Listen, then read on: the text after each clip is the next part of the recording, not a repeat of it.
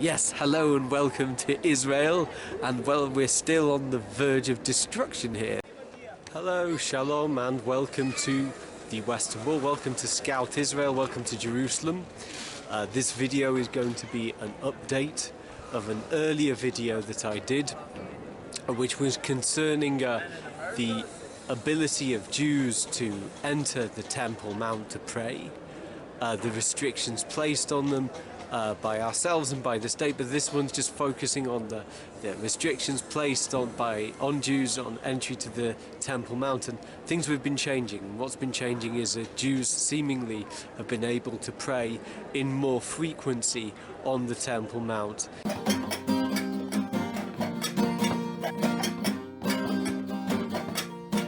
What's been changing is that Jews seemingly have been able to pray in more frequency on the Temple Mount in recent years. For more information on this, don't forget it's an update. So there was an original video which you're more than welcome to click on right now. There should be a link appearing above me, which should explain all the ins and outs of why Jews would be forbidden from entering the Temple Mount to pray. Why Jews would forbid themselves from praying, why some Jews don't forbid themselves from praying on the Temple Mount, what is the importance of the Temple Mount for Jews, and who runs the Temple Mount. Recently you might have seen especially videos on YouTube about how Jews have been entering the Temple Mount to pray, how there's been like a quiet increase, a quiet revolution in the status quo, in the situation of Jews on the Temple Mount. And I'm going to explain what's happening, why is it happening, what are the different possibilities of its happening, and what might be caused by this. If you like this video, don't forget to hit like, to hit share, and to hit subscribe. Sharing is caring. So, firstly, what's happening?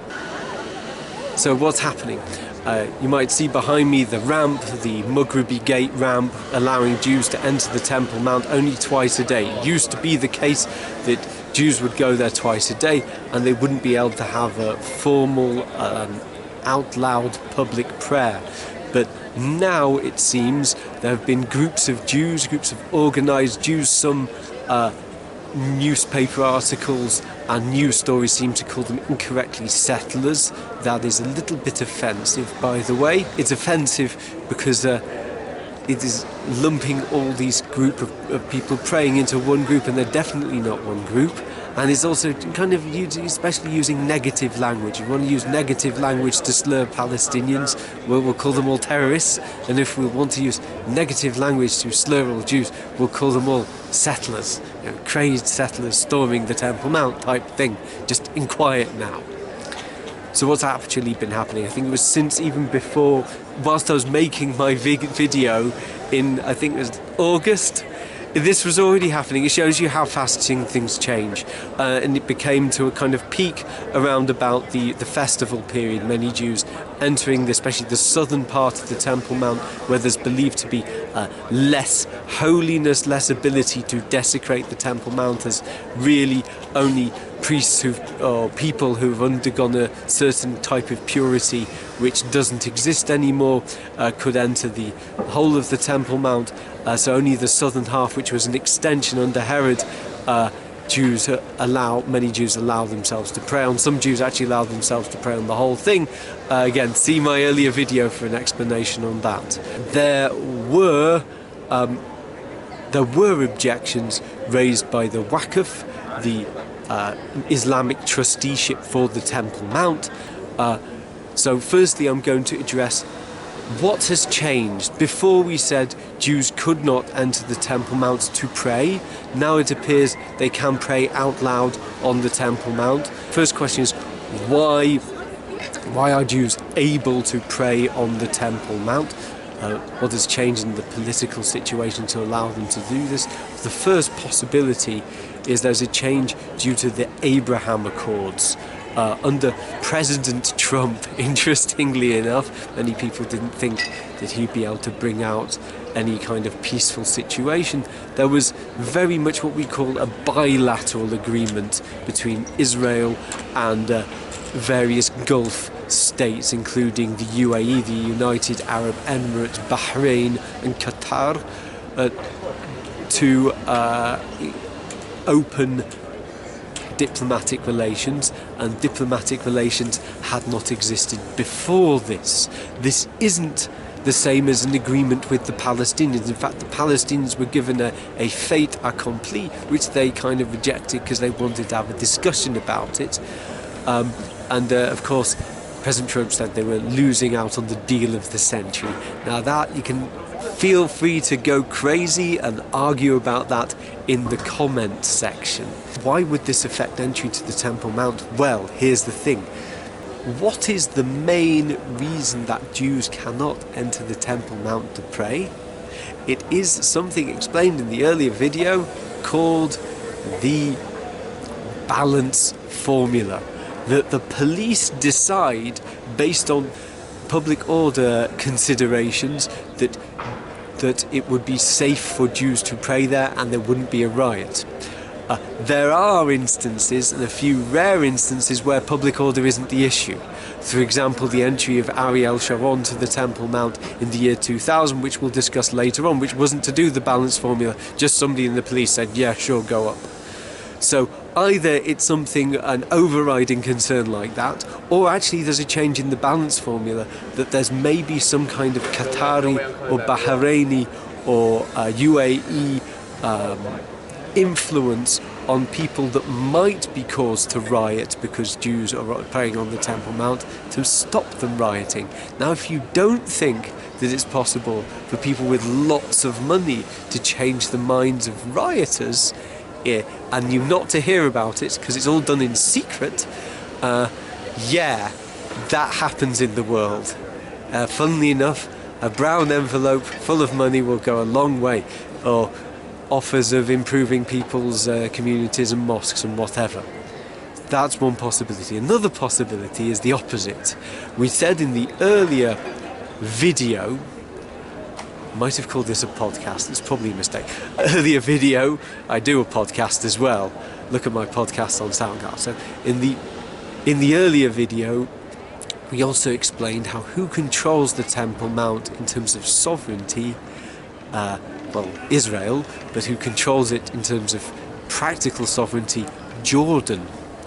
Now, Jordan might be getting a little bit upset that the UAE and Bahrain and Qatar are getting all the news with these Abraham Accords, and it's a little bit embarrassing for them. And there's actually a lot of competition between really the West here in Israel and the East, being Bahrain, Qatar, and most notably Saudi Arabia, which is making motions towards peace.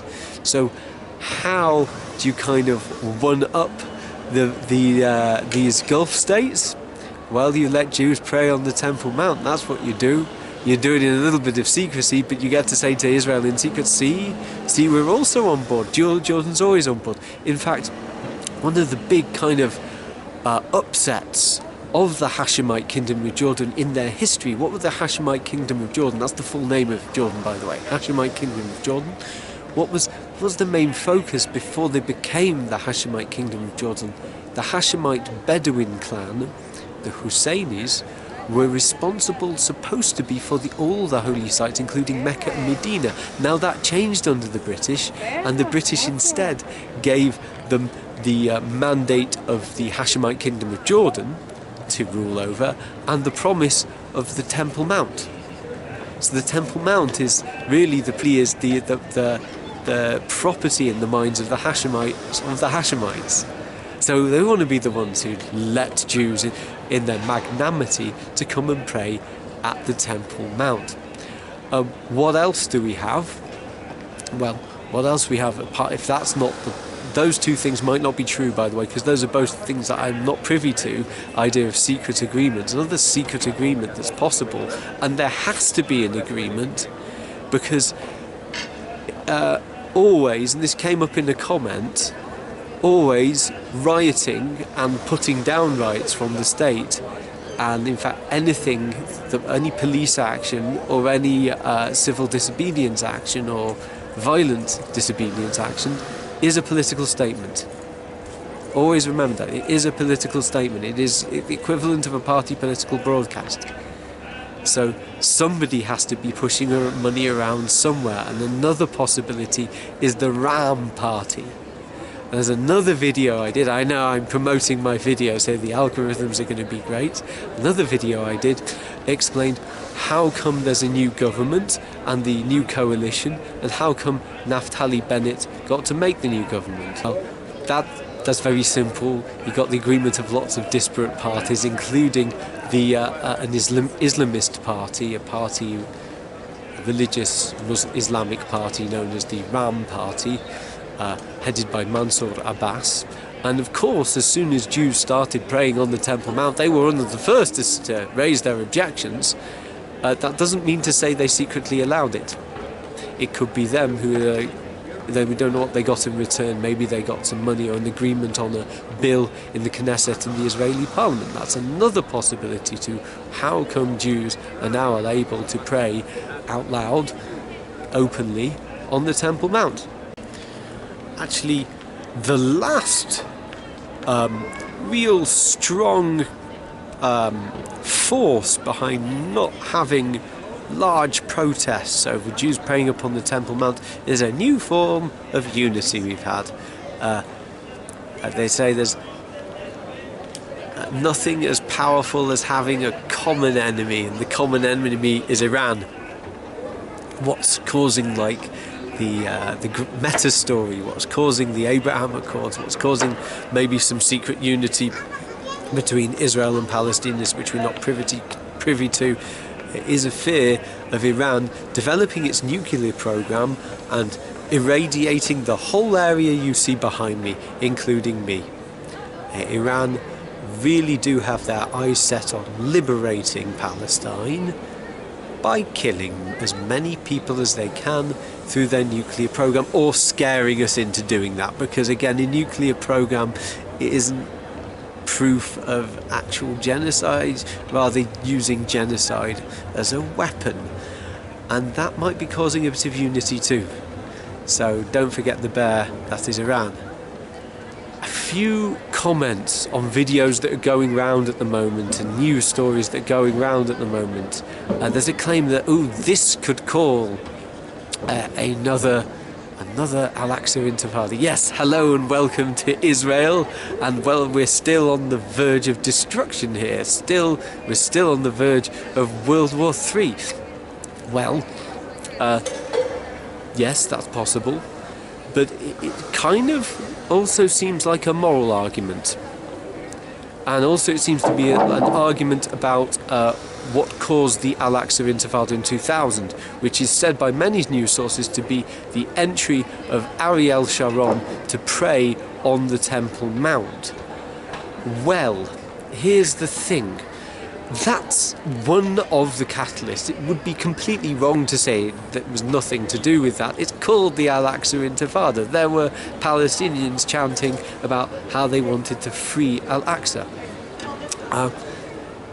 And stop is the Israelis destroying al-Aqsa. By the way, there's no Israeli plan to destroy al-Aqsa. If you can prove it that there is, well done to you. It's not the case. I'll argue about that in the comment section as well.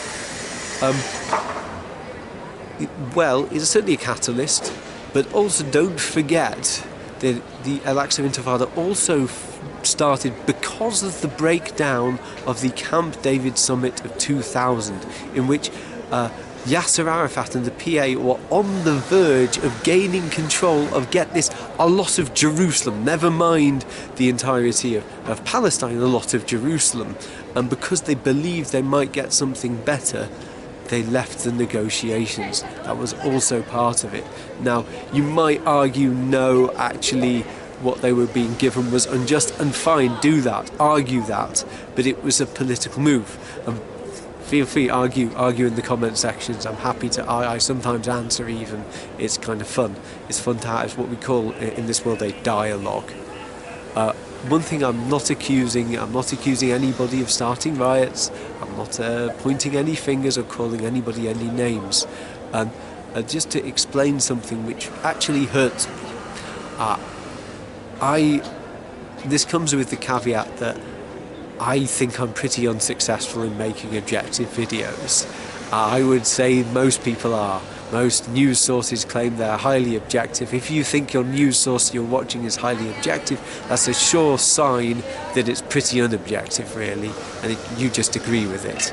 So in my unobjectivity, I'm actually hurt by all these arguments. I think it's incredibly sad that we still seem to be fighting over destroying each other's religious rights to the Haram al-Sharif. If you want to understand why Muslims pray on the Temple Mount on Haram al-Sharif, there's another video, just click the link here.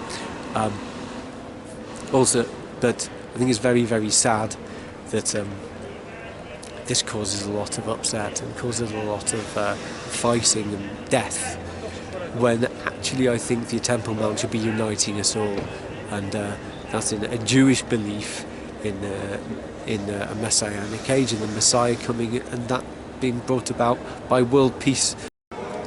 Don't forget to hit like, to hit share, and to hit subscribe, and I'd especially encourage you doing all these things, because I'm an out-of-work tour guide at the moment. I've got a little bit of work here and there. I'm actually here at night because I work as a local guide at one of the sites around here, but that's really not my day job anymore. That's why I'm here at night.